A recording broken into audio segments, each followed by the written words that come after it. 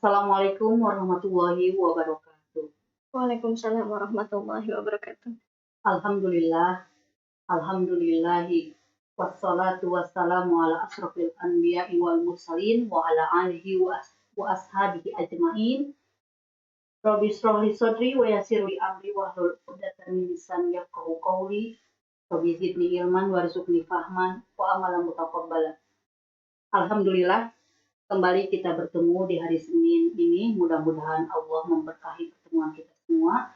Kembali lagi bersama kami, bersama saya Inas di Majelis Taklim Tasdikul Quran Rumahku Surgaku dalam tema parenting, bahagia bersama buah hati. Tidak lupa pula di sini telah hadir Umu Nuras, alhamdulillah bisa berbagi lagi bersama kita karena Allah juga yang menakdirkan kita untuk bersama menimba ilmu, dan semoga salawat dan salam tetap tercurahkan kepada Nabi kita Muhammad Shallallahu Alaihi Wasallam hingga saat ini kita masih dapat menikmati keindahan Islam, cahaya terang, sehingga kita masih tetap terbimbing. Mudah-mudahan sahabat-sahabat juga dimanapun sahabat berada saat ini dalam keadaan sehat walafiat dan tetap dalam lindungan Allah Subhanahu wa Ta'ala. Nah, tema kali ini adalah tentang sesuatu yang mungkin sebetulnya ini bukan hanya untuk anak, tapi ini juga buat kita sebagai orang tua ya. Judulnya, nah, itu keinginan bukan kebutuhan.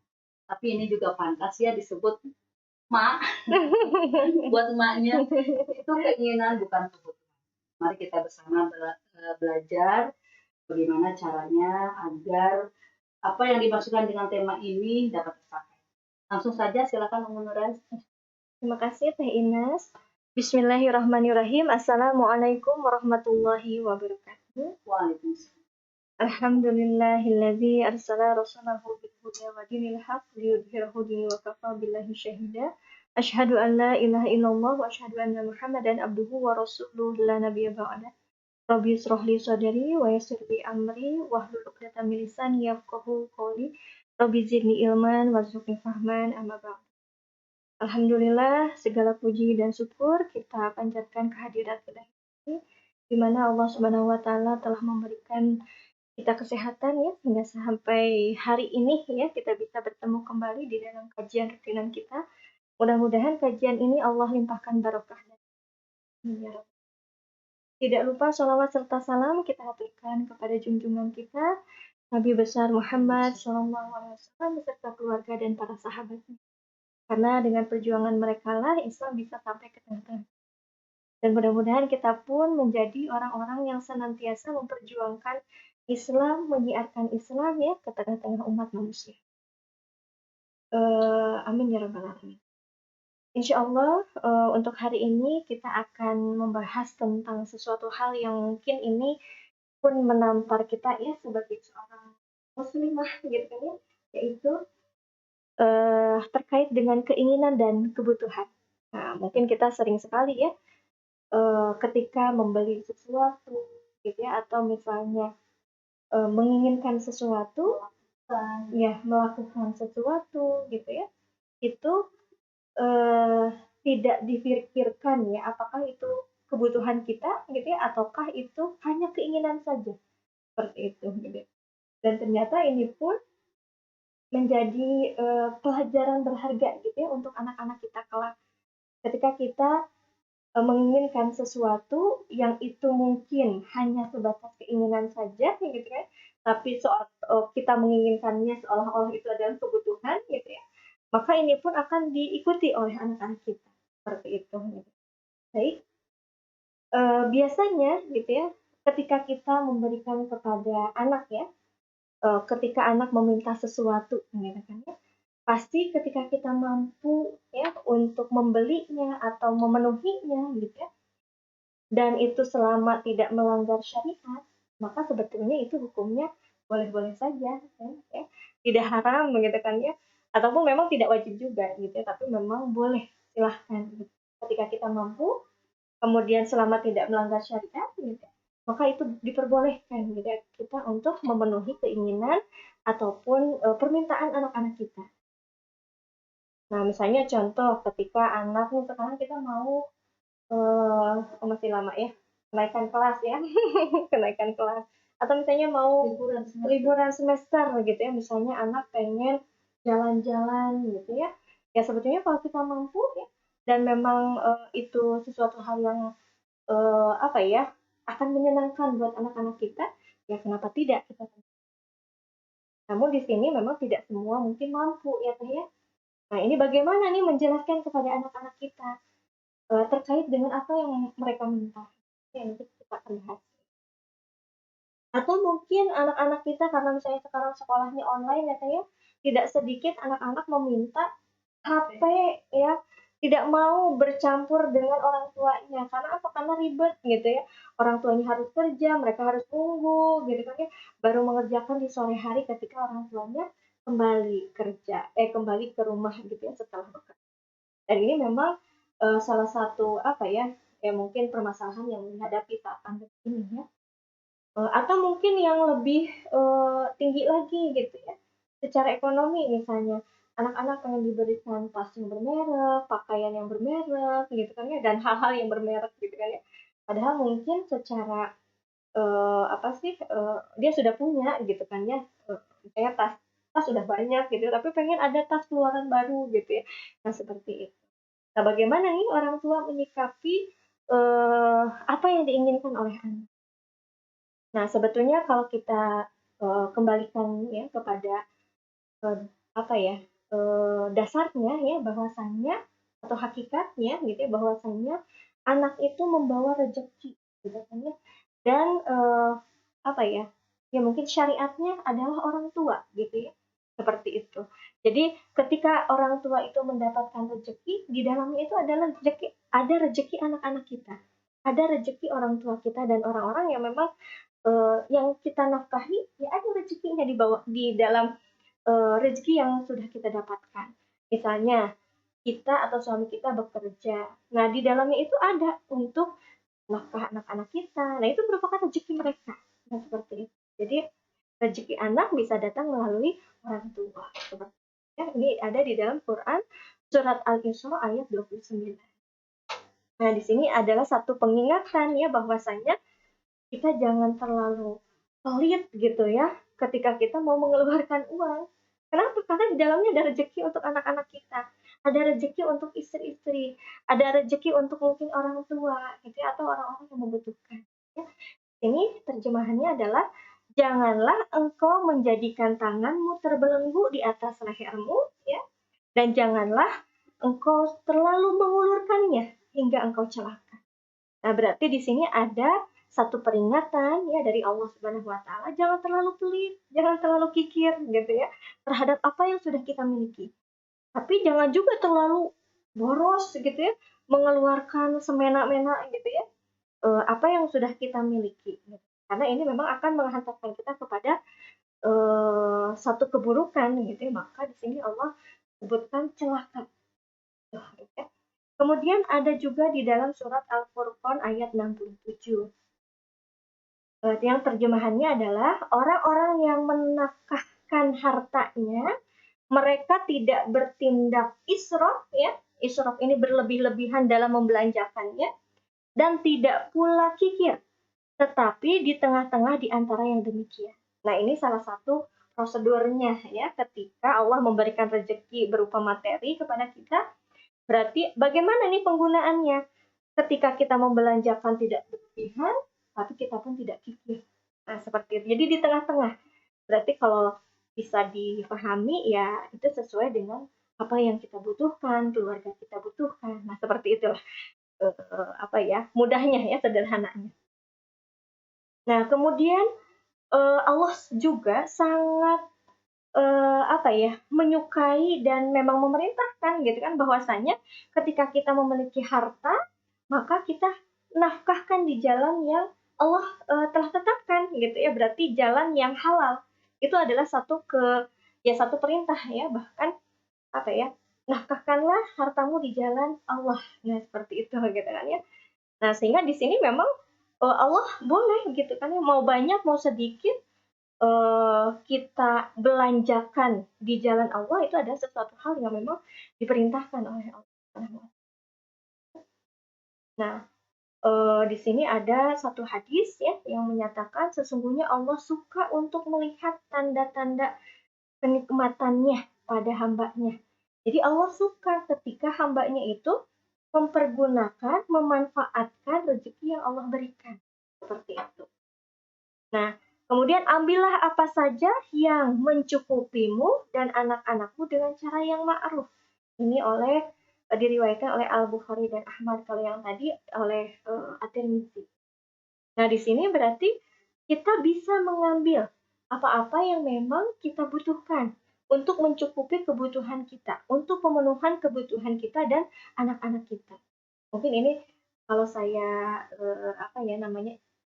teringat gitu ya, ini terkait dengan pembahasan Hindun ya, kalau tidak salah, yang Abu Sufyan ya. Karena suaminya sangat sedikit sekali menafkahkan, padahal hartanya sangat banyak gitu ya. Nah, yang dinafkahkan ini tidak cukup gitu ya untuk memenuhi kebutuhan istri dan anak-anaknya, sehingga Rasulullah memberikan ya satu arahan bahwasanya silakan diambil sesuai dengan kebutuhan, cara ma'ruf, bahkan kan dengan cara yang ma'ruf. Nah, seperti itu. Jadi ma'ruf di sini adalah ya sesuai dengan yang kita butuhkan. Nah, seperti itu. Walaupun mungkin kalau di peristiwa Hindu itu boleh diambil tanpa sepengetahuan ya, itu karena memang suaminya kikir. Ya. Nah, perlu kita perhatikan ya bahwasanya, nah ketika kita memberi ini, tadi kan secara hukumnya ya, secara syariatnya bahwasanya Allah mengarahkan ya kita untuk tidak terlalu mengulurkan, tidak juga kikir, tapi di tengah-tengah. Dan Allah juga suka bahwasanya nafkah itu dinafkahkan di jalan Allah gitu ya, berarti kan tidak dibelanjakan untuk hal-hal yang memang diharamkan oleh agama. Nah, seperti itu ya. Allah suka ketika harta-hartanya itu dibelanjakan untuk kebaikan. Misalnya memenuhi kebutuhan istrinya, memenuhi kebutuhan anaknya, kebutuhan orang tuanya mungkin ya, atau orang-orang yang memang wajib dinafkahi oleh anak laki-laki. Seperti itu. Nah, di sini perlu kita perhatikan juga bahwasanya ketika kita ingin memberikan atau memenuhi ya semua permintaan anak.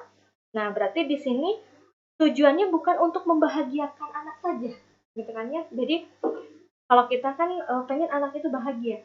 Jadi apapun yang mereka minta kita penuhi. Nah, jadi bukan seperti itu. Berarti di sini ada hal yang harus kita perhatikan gitu ya. Ketika anak meminta sesuatu, maka kita harus pertimbangkan permintaannya apa, untuk apa, urgenkah, gitu kan ya. Nah, seperti itu. Karena apa? Karena tidak sedikit anak ketika dipenuhi permintaannya itu menjadi kebiasaan untuk mereka. Gitu ya. Jadi misalnya, kalau misalnya ibu mau belanja, saya minta mainan pasti dipenuhi. Jadi itu habit ya, jadi kebiasaan untuk anak. Jadi setiap belanja minta mainan, setiap belanja minta mainan, seperti itu. Padahal mungkin baru bulan kemarin dibelikan, atau misalnya setiap masuk ke swalayan minta mainan. Nah, itu jadi habit seperti itu. Gitu. Kalau kita memang terus memenuhi ya semua permintaan anak. Nah, bahkan parahnya kalau misalnya anak tidak dipenuhi, ketika meminta sesuatu mereka nangis gitu ya, atau misalnya bahkan berteriak-teriak atau bahkan memukul orang tuanya gitu ya, agar apa? Agar permintaannya dipenuhi. Nah, bahkan di sini anak akan tumbuh dan belajar gitu ya dari pembiasaan-pembiasaan yang diberikan oleh orang tuanya dan lingkungan terdekatnya. Nah, sehingga ini yang harus kita perhatikan gitu ya. Anak tumbuh dan belajar dari pembiasaan orang tuanya. Kalau anak itu meminta sesuatu kemudian dipenuhi, terus gitu ya dipenuhi, maka ketika dia misalnya menemukan satu momen tidak dipenuhi, dia akan merespon. Ya, respon ini adalah dengan ya menangiskah atau berteriak-teriak atau mengungkapkan kekesalan. Nah, seperti itu. Nah, kemudian kalau si ibunya itu malu ya karena anaknya tuh teriak-teriak, nangis-nangis gitu ya, kemudian diberikan saja gitu kan ya.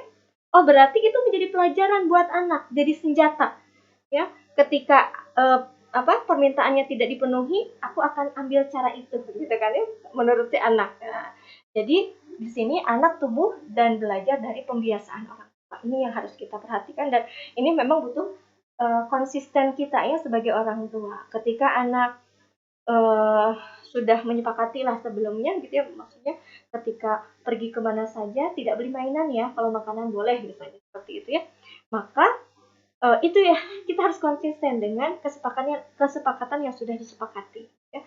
Ketika anak nangis, kita tidak boleh goyah gitu ya, harus teguh dengan kesepakatan yang tadi.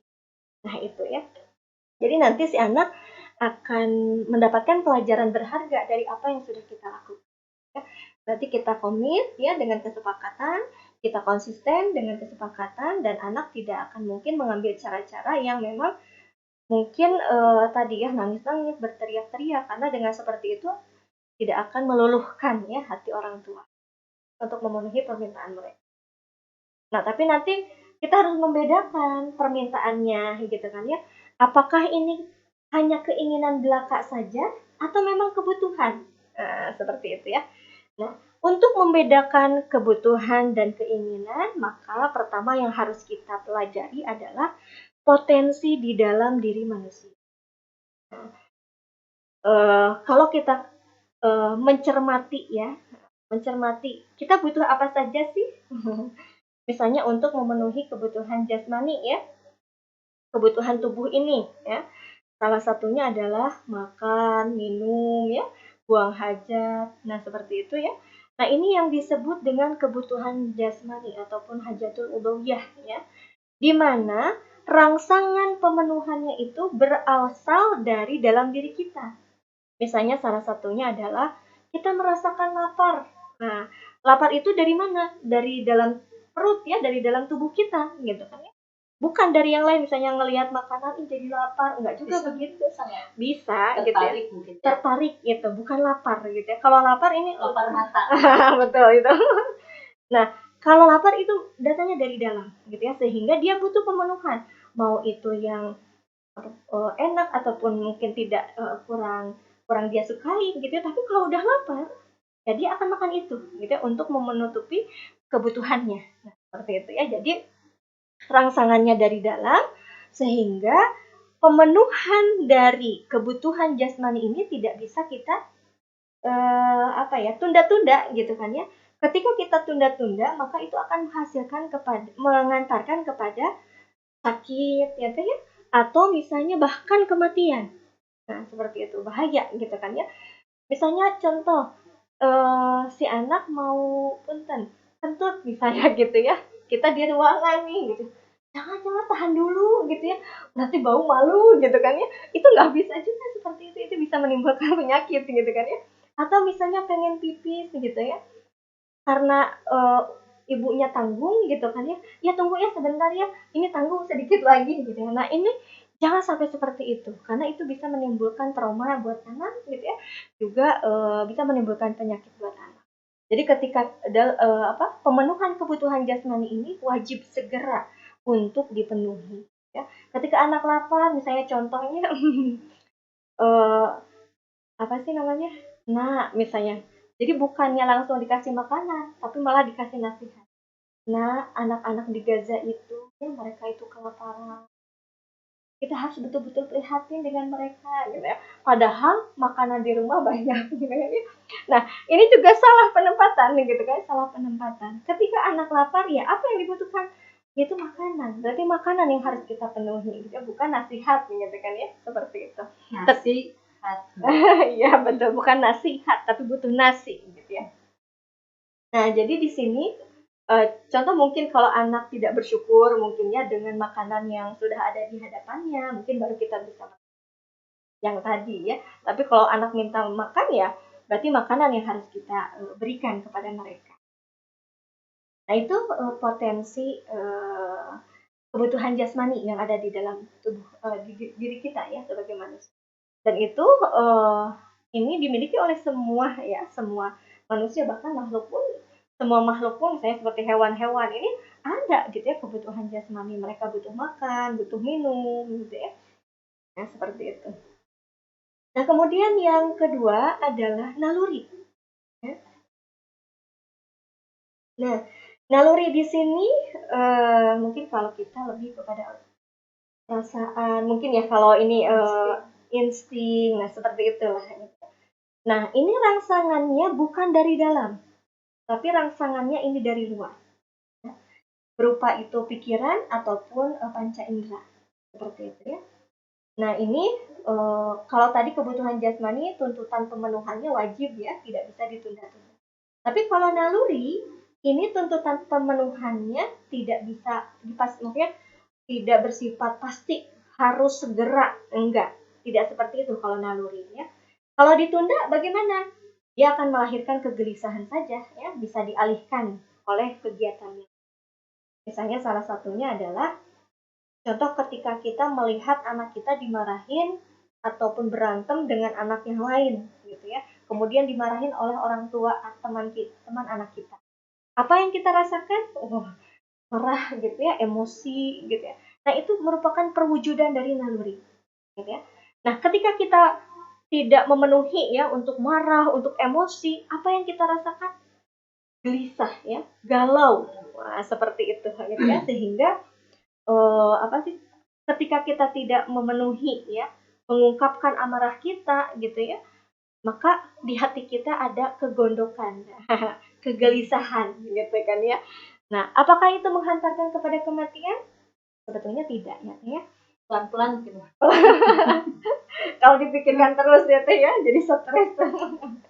Tapi insya Allah itu tidak akan menimbulkan kematian gitu ya, ataupun misalnya penyakit ya langsung gitu ya timbul penyakit gitu.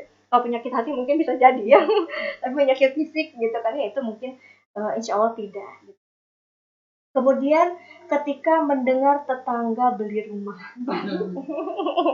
ini mungkin untuk ibu, untuk ibu-ibu atau misalnya teman kita gitu ya, teman sejawat kita punya mobil baru, punya rumah baru, sedikitnya di dalam hati kita itu ya Allah pengen juga gitu ya. Jadi bisa sih dia beli. Jadi kitanya menggerutunya ke siapa? Ke suami ya. Tolong dong direnovasi rumahnya, kayaknya udah bosen nih. Bu, ini kan rumah kontrakan. Iya. Atau belikan rumah juga gitu kan. Seperti itu gitu ya. Jadi memang perwujudan dari naluri itu ya seperti itu gitu ya. Jadi rangsangan itu dari luar, apa yang kita indra ya, apa yang kita pikirkan gitu kan ya. Itu akan mempengaruhi di dalam diri kita dan ingin kita penuhi seperti itu. Bahkan ketika misalnya contoh dulu ketika kita masa muda sebelum menikah gitu ya, kemudian melihat misalnya calon suami kita itu sedikit ada ser-ser ya di dalam hati gitu kan ya. Nah, itu juga sama gitu ya, itu adalah perwujudan dari naluri gitu ya. Dan ternyata ini pun terjadi pada anak-anak kita gitu kan ya. Jadi bukan hanya di orang dewasa nih potensi ini. Hajatul udawiyah dan naluri itu juga ada di dalam diri anak-anak kita. Ya, anak bisa lapar, anak bisa haus, ya, pengen minum, anak juga pengen buang hajat dan sebagainya gitu. Itu pun sama gitu. Nah, dan anak pun ketika misalnya marah ya, itu pun sama gitu ya. Ada perwujudannya gitu kan ya. Ketika anak nangis, itu adalah perwujudan dari naluri ya. Ketika anak marah, anak teriak-teriak, bahkan anak banting-banting barang misalnya gitu ya, ketika permintaannya belum dipenuhi gitu ya, itu merupakan perwujudan dari naluri. Berarti kita di sini dilihat nih bagaimana ketika anak meminta sesuatu ya, kita bisa memilah nih mana kebutuhan jasmaninya, mana hanya nalurinya saja gitu kan ya. Ketika anak minta makan itu apa teh maksudnya? Kebutuhan jasmani. Berarti apa yang harus kita lakukan teh?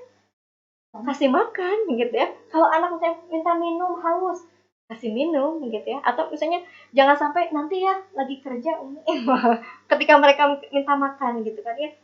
Itu nggak bisa ditunda. Jadi kalau yang berbentuk hajatul udawiyah ataupun kebutuhan jasmani, berarti ini adalah kebutuhan mereka. Gitu kan, kebutuhan mereka. Atau misalnya anak tuh ya nggak punya mainan di rumah teh gitu ya. Jadi Mungkin dari sisi keterampilan dan sisi imajinasinya itu kurang gitu ya. Maka ketika kita membelikan mainan edukasi itu adalah satu kebutuhan untuk anak. Untuk apa? Melatih kognitifnya gitu ya, melatih psikomotoriknya gitu kan ya, dan sebagainya. Ini kebutuhan anak. Jadi ketika kita memberikan mainan edukasi ya untuk melatih itu adalah satu kebutuhan. Nah, tapi ketika misalnya mainan edukasinya udah banyak, pengen lagi gitu ya, itu adalah keinginan gitu ya. Mereka ingin sesuatu hal yang baru, sudah bosan gitu kan dengan mainan yang lama. Berarti itu adalah perwujudan dari naluri ya, menginginkan sesuatu. Jadi keinginan ya, bukan kebutuhan. Ya, jadi kita harus betul-betul memahami potensi diri anak kita gitu kan ya, potensi diri kita juga berarti ya, apakah dia masuk kebutuhan jasmani kah ataukah masuk ke dalam naluri. Insya Allah mungkin dari sini ibu-ibu dan teteh-teteh sudah sedikit ya tergambar apa sih yang disebut dengan kebutuhan, apa sih yang disebut dengan keinginan gitu ya, sehingga di sini bagaimana nih kita memenuhinya. Kalau kebutuhan wajib ya dipenuhi, kalau keinginan mungkin itu bisa kita tunda. Nah, tapi ketika pun kita mau memenuhi ya silahkan, tidak masalah gitu ya, tidak menjadi haram gitu ya. Tapi di sini kita harus bijak. Ya. Dan di sini orang tua ya, kita harus mengarahkan anak-anak kita, menjelaskan kepada anak-anak kita tentang potensi manusia ini gitu ya, tentang kebutuhan jasmani yang memang harus dipenuhi, tentang naluri yang mungkin tidak harus dipenuhi pada saat itu gitu kan ya. Tapi ketika pun mau dipenuhi misalnya saat itu ataupun nanti, silahkan, tidak masalah. Namun di sini kita harus bijak gitu ya ketika kita memberikan sesuatu yang itu memang bersifat keinginan. Ya, itu saja mungkin. Alhamdulillah cukup. Baik, Nuras itu ya, keinginan dan kebutuhan, tapi ini ada satu kebutuhan yang harus disampaikan pada sahabat-sahabat yang udah disiapkan oleh tim admin kita. Silakan.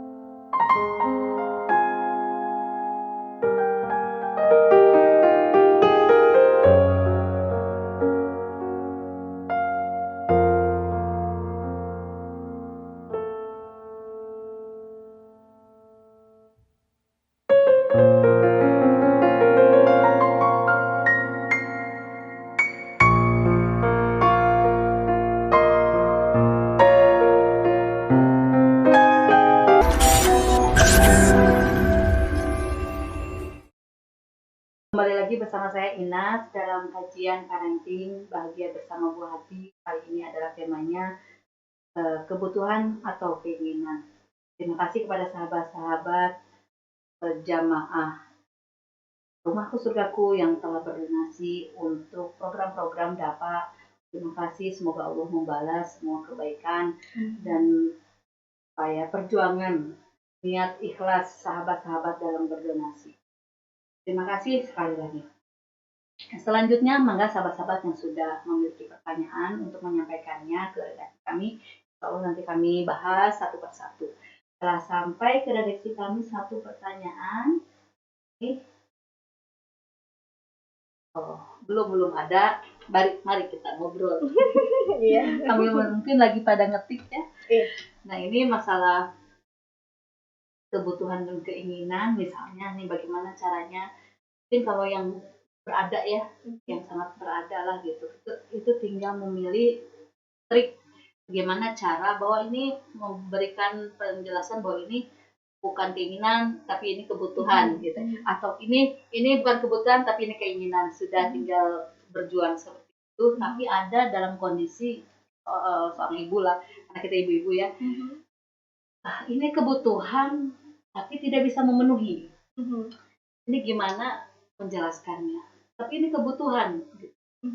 Contohnya apa teh? Ya misalkan ya di saat anak yang memang untuk tadi masalah pembelajaran yang memang penting, mungkin nggak hanya HP gitu, tapi hal lainnya. Juga ada masalah pendukung untuk jasmaninya juga yang lain gitu. Misalkan makanan pun kadang mungkin ada yang diperlukan untuk pertumbuhan mungkin di luar nasi ya, itu mungkin ada gitu. Nah ini gimana caranya bahwa orang tuanya itu bukan nggak mau memenuhi kebutuhan, tapi nggak mampu gitu. Menjelaskan ke anaknya, Ya. menjelaskan. Ya sebetulnya ini apa ya? Mengajak anak untuk berpikir juga mengetahui ya kondisi orang tuanya, gitu ya, kondisi secara keseluruhan lah keluarganya. Gitu. Jadi memang harus dibawa ke arah sana, sehingga mereka pun akan terbiasa dengan sebetulnya kan ketika mau memenuhi kebutuhan pokok lah intinya kebutuhan pokok seperti makan gitu ya, yang di sananya pas sehat lima sempurna lah gitu kan. Ada yang mungkin tidak bisa terpenuhi gitu, misalnya dagingnya gitu, digantinya sama telur misalnya gitu ya, bahkan setiap hari telur gitu. Pengalaman. Setiap hari telur gitu ya, atau dari telur rebus ke telur goreng ke telur orak-arik gitu ya, terus ke telur apa lagi ya, balado gitu ya dan sebagainya, atau misalnya tempe gitu kan ya, kalau itu kan dari hewani ini dari nabatinya tempe, misalnya tempe tahu gitu kan ya. Ya sebetulnya ketika anak sudah mengetahui kondisi orang tuanya ya seperti itu, mungkin bisa akan terbiasa. Jadi maaf ya hari ini kita makan kayak tahu, telur sama sayur misalnya gitu ya. Atau misalnya tahu sama sayur saja misalnya. Nah, ketika anak memang sudah terbiasa dengan hal itu, ya mungkin mereka tidak akan apa ya? Bukan berkeluh kesah ya, menanyakan kenapa sih kok nggak ada ayam, kenapa sih kok nggak ada ini gitu kan? Karena memang sudah terbiasa dengan hal itu. Gitu. Mereka akan menemukan ayam dan daging misalnya di hari-hari raya misalnya seperti itu gitu ya. Itu akan terbiasa. Terkecuali ya kalau memang apa sih namanya? Orang tua memberikan apa ya? Kalau kita menyembunyikan kondisi orang tua gitu ya. Yang penting anak-anak bisa makan cukup gitu kan ya, mereka tidak perlu tahu kondisi. Nah ini bisa jadi ketika misalnya biasanya setiap apa sih mungkin dari tanggal 1 sampai tanggal 15 mereka bisa memenuhinya lancar gitu ya, tapi dari tanggal 15 ke tanggal 30 tidak lancar gitu. Nah ini mungkin ada pertanyaan-pertanyaan tertentu dari anak, kenapa sih kok kemarin kita bisa makan ini, bisa makan itu, bisa jajan ini, jajan itu, sekarang kok nggak bisa gitu kan ya. Nah ini ketidakterbukaan orang tua kepada anak itu masalah kondisi. Ya sebetulnya kita tidak perlu secara nominal ya, misalnya menjelaskan gitu tidak, tapi misalnya dengan bahasa-bahasa yang memang si anak tahu lah. Kalau untuk anak yang sudah mumayyiz ke atas mungkin bisa gitu ya kita jelaskan secara rinci. Tapi kalau anak yang di bawah ya mungkin kita lebih mengajak mereka untuk bersyukur dengan apa yang sudah ada di depan mata mereka. Ya. Ini pun diajarkan juga kepada anak-anak yang sudah gitu. Itu teh. Ya mudah-mudahan ya siapapun yang mengalami kesulitan itu kan tidak mudah juga ya, betul, kalau ada curhat sama ya. Dan nggak mungkin diceritain bahwa kemarin juga ini minjem dari orang sebelah gitu kan. Mudah-mudahan ya dapat solusi. Selanjutnya ada pertanyaan dari Yesi. Assalamualaikum Ustazah, saya ingin bertanya bagaimana cara agar anak saya yang berusia 6 tahun bisa lebih sayang kepada mainan yang dimilikinya sehingga tidak terlalu boros minta mainan yang baru. Terima kasih. Iya. Iya. Sebetulnya ketika anak itu di usia 3 tahun ke atas ya, itu sudah terbangun sisi keakuannya. Gitu kan? Ini punya aku, yang ini punya aku, itu sudah terbangun. di usia 3 tahun ke atas gitu. Sehingga dia akan menjaga gitu ya, kemudian dia akan melindungi si mainannya itu iya tidak diambil oleh orang lain.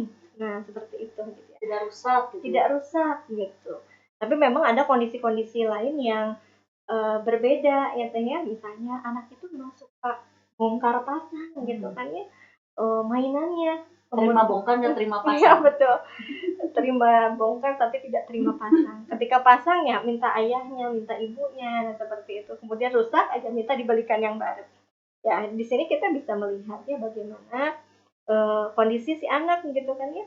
Ketika mereka senang dengan hal itu ya kita tidak perlu memarahinya habis-habisan gitu kan ya. Tapi kita lebih kepada ketika mereka membongkar mainan gitu kan ya. Nanti ini bisa lagi nggak dipasangnya gitu ya. Kita arahkan lagi untuk memasangnya gitu ya. Atau mungkin ada kondisi lain gitu kan ya. Misalnya yang kasus yang tadi ya kita berikan arahan agar dia pun bertanggung jawab atas apa yang dia lakukan. Ya mungkin lebih menyayangi lagi mainannya gitu kan ya. Tapi ketika pun dia senang sekali membongkar pasang, kemudian dari situ dia punya pengetahuan, ya itu tidak masalah. Lebih kepada kita mengakomodir lah apa yang dia inginkan gitu, seperti itu. Tapi kalau misalnya sering banget gitu setiap hari sampai habis gitu ya mainannya, ya mungkin kita akan beritahu yang baiknya gitu kan ya, seperti itu. Jadi ayo kita pasang lagi gitu ya, ayo kita jaga gitu kan mainannya. Tapi mungkin ada kondisi anak-anak yang ketika marah nih ya, wah banting-banting semua mainan gitu kan ya. Nah ini mungkin cara menasehatinya mungkin berbeda, bukan kepada barang dulu gitu kan ya. Misalnya contoh anak ngelempar-lemparin mainan, Dede itu kan udah dibeli sama Umi, uangnya mahal lagi. Dede nggak menghargai ya, misalnya seperti itu gitu kan ya. Nah kita bukan di sana gitu kan untuk menasehati anak. Kita lihat kenapa anak marah. Nah itu yang kita selesaikan masalahnya. Nanti ketika anak sudah selesai masalah itu kesalahannya gitu ya, ini perwujudan naluri ya. Ketika anak sudah selesai gitu ya, meluapkan kekesalannya gitu kan, maka di sini baru kita menasihati. Tadi adek lempar barang loh, lempar mainan nih, nanti rusak misalnya seperti itu. Gimana kalau rusak beli lagi. Nah nanti kita ya menjelaskan kepada anak bagaimana cara menjaga barang, cara mencintai barang gitu ya dan sebagainya. Dan mungkin kalau lebih pasnya ketika mereka membeli barang itu dari tabungan mereka gitu kan ya. Itu mungkin akan terasa perjuangan ya untuk membeli barang itu dan dia akan menjaga barang itu. Atau misalnya barang itu dari pemberian dari ayahnya gitu kan ya, atau dari temannya yang dia sangat sayangi gitu kan ya, dasarnya gitu. Atau dibikin katalog khusus dan punya cerita-cerita khusus tentang barang-barang itu. Bisa jadi ya salah satu tips ya untuk mereka bisa menjaga barang-barang. Tapi jangan salah, zaman sekarang itu ada juga barang yang baru dibeli juga langsung rusak. Oh iya betul. Jadi kekuatan barangnya memang nanti kita bisa itu kasus ya. Anaknya yang ini gampang merusak. Ya selanjutnya ini ada pertanyaan dari Kania. Assalamualaikum Teteh, bagaimana cara kita bisa menahan hawa nafsu dalam berbelanja diskon di online shop? Karena terkadang saya suka beli barang yang tidak terlalu penting karena ada diskon yang menggiurkan. Jadi saya beli tanpa saya pikirkan terlebih dahulu. Mohon solusi. Sebentar lagi 12.12. Betul. Ya sebetulnya untuk hal ini ya dikembalikan lagi kepada tadi ya, memahami potensi diri. Ketika kita membeli sesuatu berarti kan itu untuk kebutuhan jasmani kita kah gitu kan ya, atau bukan gitu ya, mungkin hanya keinginan saja. Saya contoh ada pernak-pernik yang lucu-lucu ya Teh. Saya suka sekali. Nah itu lagi diskon nih gitu kan ya, padahal nggak butuh-butuh banget gitu kan ya. Nah di sini kita harus ngerem ya, maksudnya memang ngerem itu luar biasa ya. Berperang dengan hawa nafsu seperti ya kembalikan lagi kepada tadi ya, kebutuhan jasmani, apakah ini hanya perwujudan dari naluri saja. Ketika kita tidak membeli itu, karena itu bukan kebutuhan jasmani, tapi hanya pemenuhan naluri saja ya, keinginan saja, maka mungkin kegelisahan saja yang akan kita dapatkan. Tapi uang kita utuh, seperti itu gitu ya, yang bisa kita pergunakan untuk kebutuhan kita yang lain. Seperti itu mungkin ya. Jadi kita memahami itu kebutuhan atau keinginan saja gitu ya. Tapi kalau misalnya itu misalnya hanya keinginan saja gitu kan ya, berarti di sini kita kembalikan lagi kepada apa sih manfaat yang akan kita dapatkan dari barang tersebut gitu ya. Kalau memang itu bukan sesuatu hal yang memang harus sekarang dibeli atau dipenuhi, maka lebih baik kita tunda dulu. Kita belikan yang betul-betul butuh gitu kan. Apa perlu melibatkan suaminya? Kan kadang suaminya, perasaan kemarin udah beli deh. Terus kata istrinya, ya yang itu udah beli, tapi itu kan bentuknya bulat, sekarang segitiga. Itu apakah jadi setiap keputusan ketika akan membeli melibatkan suaminya gitu, apa nggak bisa jadi cara menjadi polisi belanja kita? Betul. Kalau memang itu uang suami gitu ya, maka kita pun harus berhati-hati ya dalam membelanjakannya. Harus sesuai dengan ridhonya suami. Tapi biasanya kalau uang kita nih, uang hasil kerja, biasanya ini yang menjadi apa ya, tameng gitu. Ini kan uang saya mau berikan apa saja juga terserah saya. Nah, ini ya silahkan dikembalikan kepada ya setiap perbuatan itu dipertanggungjawabkan ya. Jangan sampai kita melakukan hal-hal yang memang sia-sia gitu, yang tidak manfaat, yang mungkin kita sudah punya tapi beli lagi hanya untuk memuaskan hawa nafsu kita, memuaskan naluri kita gitu kan ya, yang memang itu tidak perlu pada saat itu gitu kan ya, maka ingatlah kembali gitu kan ya, bahwasanya setiap perbuatan itu ya ada pertanggungjawabkan. Daripada sia-sia, mending kita belikan sesuatu hal yang mungkin sangat bermanfaat dan itu predikatnya adalah kebutuhan. Lebih kepada mempertahankan apa ya, beradu dengan hawa nafsu lah gitu ya, memperjuangkan. Atau ini aja uninstall di online shopnya. Iya betul ya. Itu salah satu tips yang saya lakukan juga itu. Menguninstall semua online shop. Coba buka sekarang. Tapi terkadang memang butuh ya pada suatu saat. Betul. Selanjutnya pertanyaan dari Umi Ida. Saya ingin bertanya bagaimana jika posisinya di suami jadi suami saya lagi sakit, yang lebih banyak maunya dan tidak mau bersabar dan harus cepat ada segala sesuatunya. Masih ada ke bawah nggak coba Pak Admin? Oh sudah segitu aja. Jadi solusinya kayak gimana nih? Ternyata ini malah suaminya yang dalam kondisi sakit, yang banyak maunya dan tidak bersabar kan. Memang ada juga yang seperti itu. Betul. Gimana cara menyikapinya?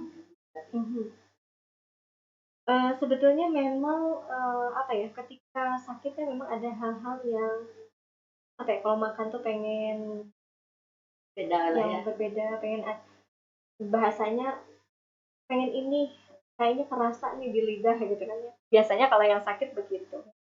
Nah, ketika pun itu adalah sesuatu hal yang memang kebutuhan ya, tadi kebutuhan jasmani, saya pengen makan, kayaknya enak ya makan sama Padang gitu kan ya. Tolong beliin dong gitu kan ya misalnya. Ya itu silahkan dipenuhi gitu ya. Tapi kalau misalnya sedang sakit, kayaknya enak nih gitu ya. Beli pancingan misalnya gitu ya. Beli pancingan. Nanti kalau udah sembuh saya mau mancing dengan pancingan itu. Nah, ini kan harus diperhatikan juga gitu kan ya, bahwasanya kayaknya ini bukan kebutuhan gitu. Dan kita jelaskan dengan pada suami. Ketika pun misalnya mau ini itu gitu ya, mungkin seputar makanan gitu ya. Nah, kita lihat halal thayyibnya mungkin ya. Ketika suami sakit berarti kan ada mungkin tantangan-tantangan gitu kan ya, yang memang tidak boleh dimakan. Sedangkan suami pengen ini itu gitu ya. Mungkin ada yang itu merupakan tantangannya, ada juga yang memang diperbolehkan. Nanti bisa silahkan di sisi itunya ya dilihat gitu ya. Nah, cuman ketika kita menjelaskan kepada suami tadi kan tidak mau sabar gitu kan ya, banyak maunya gitu. Adalah ujian buat kita.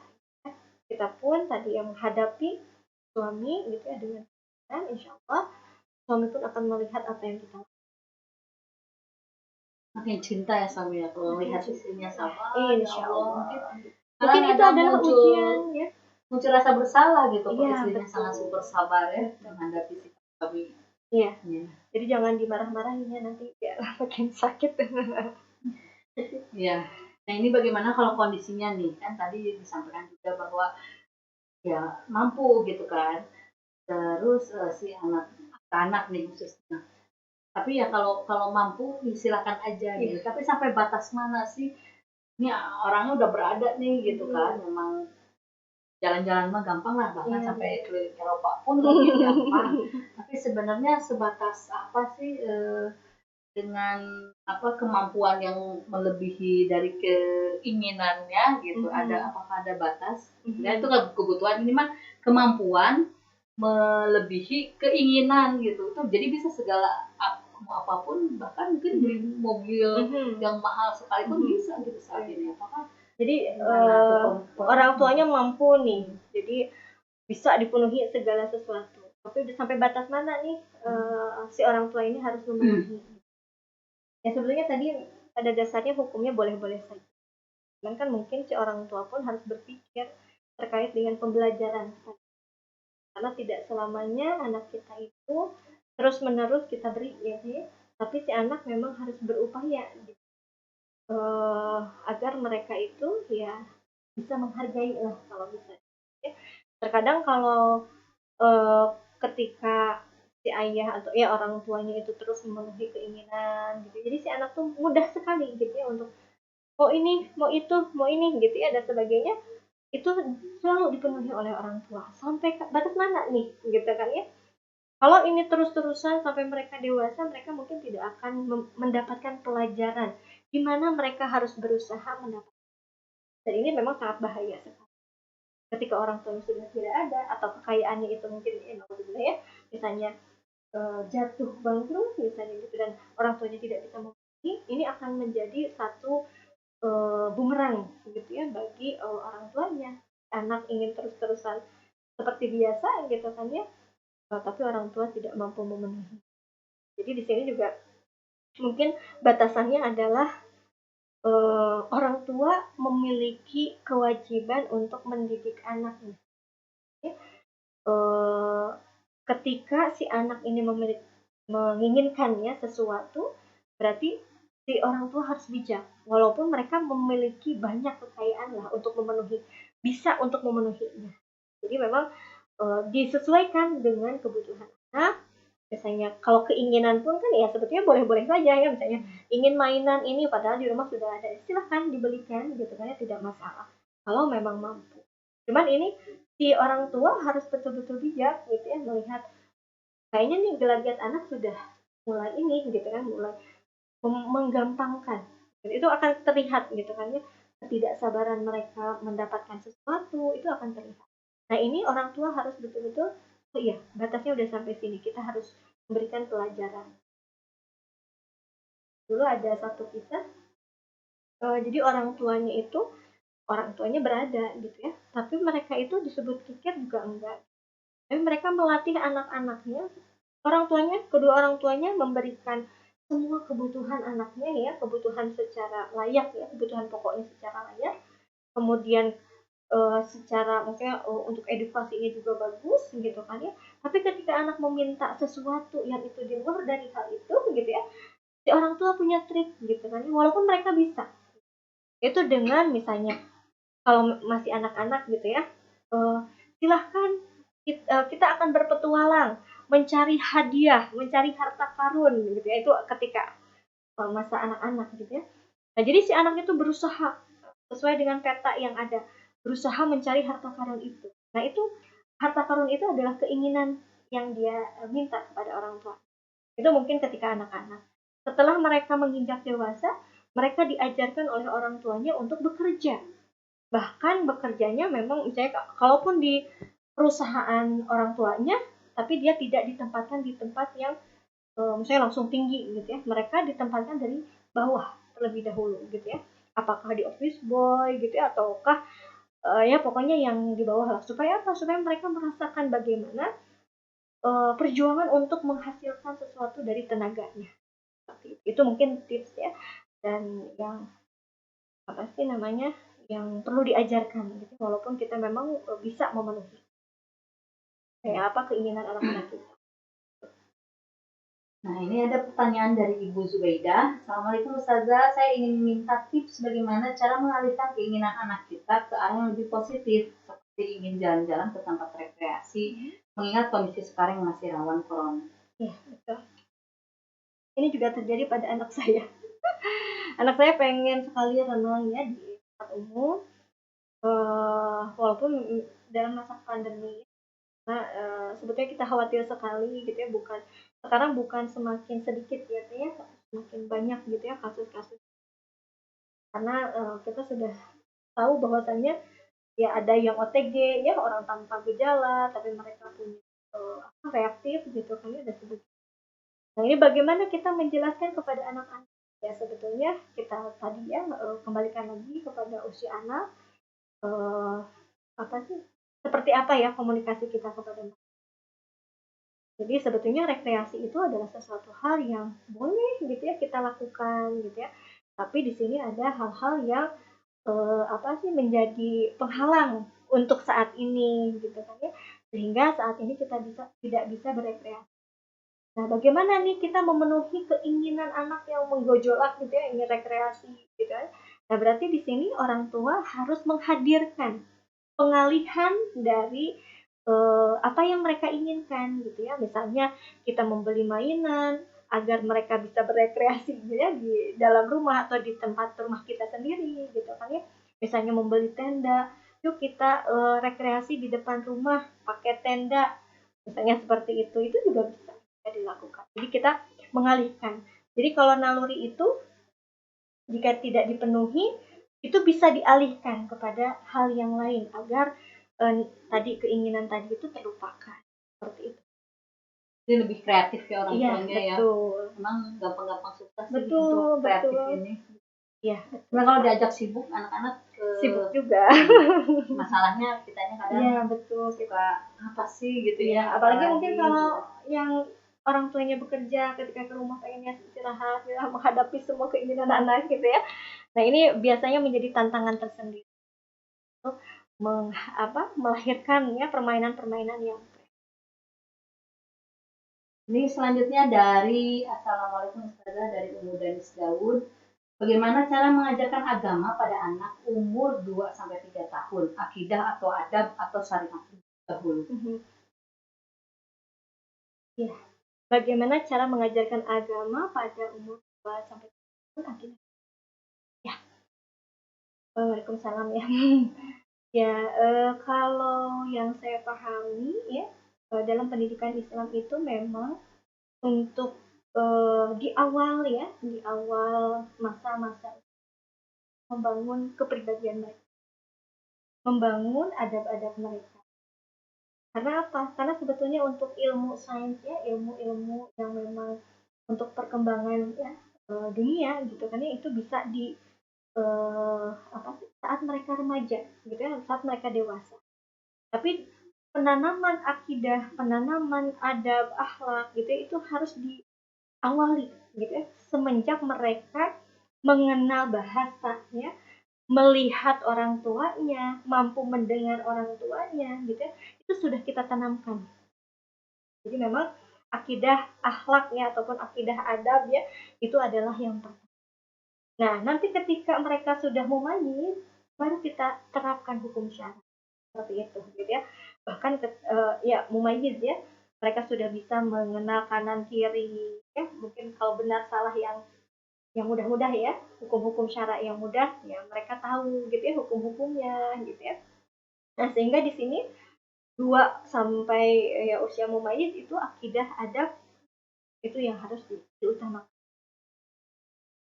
Mungkin kalau sekarang banyak sekali ya buku-buku yang menyajikan tentang akidah, tentang adab, yang itu memang dengan bahasa-bahasa anak gitu ya. Mereka akan memahami walaupun secara definisi istilah mereka belum tahu ya apa itu akidah gitu. Tapi ketika mereka siapa Tuhan Dede misalnya, Allah, siapa rasulnya, Muhammad, misalnya seperti itu ya. Apa agama dia Islam, misalnya seperti itu ya. Itu sudah bagus gitu kan ya. Karena anak-anak di bawah mumayyiz itu adalah pemrograman gitu kan ya. Kita memprogram mereka. Mereka tidak perlu paham dulu ya siapa Allah, siapa Rasul gitu ya, tapi mereka sudah tahu. Oh iya, Allah Tuhan saya. Apa sih Tuhan itu gitu kan ya? Tidak tahu gitu ya, belum tahu sampai ke arah sana. Itu tidak masalah, tapi mereka sudah tahu bahwasanya ya informasi-informasi bahwasanya Allah Tuhan kita, Rasul adalah Nabi Muhammad adalah Rasul kita, agama kita adalah Islam ya. Kemudian sholat, bagaimana cara sholat, begitu sudah bisa kita berikan sebagai informasi. Nah, tapi ketika nanti mumayyiz, makanya di usia 7 tahun kan itu diperintahkan untuk mereka sholat. Nah, ini merupakan salah satu kalau menurut saya, pemahaman saya, ini adalah batas di mana mereka akan mempelajari hukum-hukum syariat 7 tahun kan.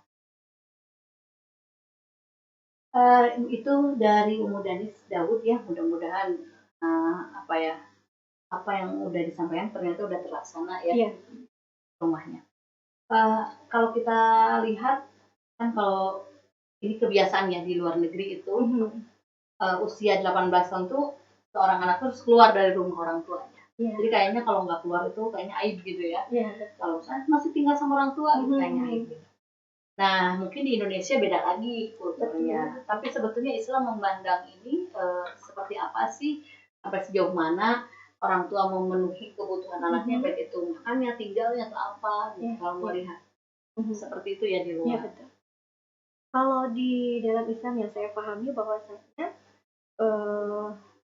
orang tua wajib menafkah, ya, wajib memenuhi kebutuhan sampai mereka mampu untuk memenuhi kebutuhannya. Nah, sebetulnya kalau dulu masanya Rasulullah gitu ya, para sahabat gitu ya, anak-anak sebelum usia balik itu mereka sudah diajari untuk berburu ya, untuk bahkan misalnya berperang sekalipun mereka sudah diajari, saya berkuda gitu ya, memanah dan sebagainya, itu sudah diajari. Nah, sehingga batasnya itu adalah balik gitu ya. Nah, ketika balik itu mereka sudah mampu menentukan mereka akan menikah, mereka akan keluar rumah dari orang tuanya, misalnya belajar gitu kan ya, dan sebagainya, itu di usia balik. Jadi ketika taklif itu sudah datang ya, maksudnya terbebani di dalam dirinya gitu ya, karena sudah balik itu, maka mereka akan mendapatkan kewenangan ya untuk bertanggung jawab atas apa yang mereka lakukan, seperti itu. Dan sebetulnya ini harus ada proses sebelum balik itu gitu ya. Tapi kalau untuk sekarang memang belum sampai ke sana, belum sampai ke sana. Jadi orang tua ya memenuhi kewajiban sampai si anak itu mampu untuk memenuhi kewajibannya sendiri. Mungkin kan berapapun itu usianya gitu. Tidak juga sih mungkin ya. Ini juga menjadi perhatian buat orang tua gitu ya. Karena tadi batasannya itu adalah balik itu, ketika balik si anak harus mampu mempertanggungjawabkan perbuatannya, maka sebetulnya batasannya di sana gitu kan ya. Berarti ke bawah nih kita harus betul-betul mempersiapkan gitu ya orang tua. Cuman kan kalau di akhwat ya, balik itu di usiaan kelas 4 ya, kelas 5, ini juga beda lagi nanti perlakuannya. Jadi memang ketika mereka mampu ya untuk memenuhi dirinya sendiri, maka sampai di sanalah. Atau mungkin bahkan kita sampai anak-anak menikah. Ya, ada bahasa ya, ada bahasa yang seperti itu. Misalnya orang tua mengantarkan anak-anak sampai menikah gitu ya. Anak perempuan diambil suaminya gitu ya. Sampai disitulah batas ya orang tua memenuhi kebutuhan mereka gitu ya. Walaupun mungkin mereka sudah bisa bekerja, tetap si orang tua misalnya mau memberikan nafkah, itu tidak masalah gitu. Kalau anak laki-laki mungkin sampai mereka mampu gitu kan. Ya, demikian penjelasannya, mudah-mudahan ada manfaatnya ya bagi sahabat-sahabat juga. Ini waktunya tinggal 1 menit lagi, silakan kepada Ummu Nuraz untuk menyampaikan simpulannya dan bagi penutup. Ya. Jadi di sini mungkin kita dalam pembahasan ini ada beberapa hal yang memang harus kita menjadi pelajaran ya. Berarti salah satunya adalah kita sebagai orang tua memandang ya lebih bijak pada apa yang diminta oleh anak. Dan di sini pun kita akan mengajak anak-anak untuk lebih memahami skala prioritas. Seperti itu. Ya, begitu sahabat-sahabat semuanya, mudah-mudahan siapapun sahabat-sahabat di sini sedang memiliki anak, bahkan mungkin bagi yang dewasa pun dapat menempatkan diri hingga semuanya di tempatnya masing-masing nggak zalim ya, baik itu bagi orang tua maupun nanti anaknya juga dapat terlatih dengan baik. Demikian saja, terima kasih atas kehadiran sahabat-sahabat karena waktu juga sudah pas jam 2. Mohon maaf atas segala kesalahan dan kekurangan. Kita tutup dulu acara kali ini. Insya Allah Senin depan kita bertemu lagi. Semoga Allah menakdirkan kita dalam keadaan sehat walafiat. Tutup dengan hamdalah, istighfar dan kafaratul majlis. Alhamdulillahirabbil alamin. Astagfirullahaladzim, astagfirullahaladzim. Subhanakallahumma wa bihamdika asyhadu alla ilaha illa anta astaghfiruka wa atubu ilaik. Terima kasih sekali lagi sahabat-sahabat, mohon undur diri. Saya juga mohon maaf atas kesalahan lisan saya. Wabillahi taufiq wal hidayah, waridho wal inayah. Wassalamualaikum warahmatullahi wabarakatuh. Waalaikumsalam.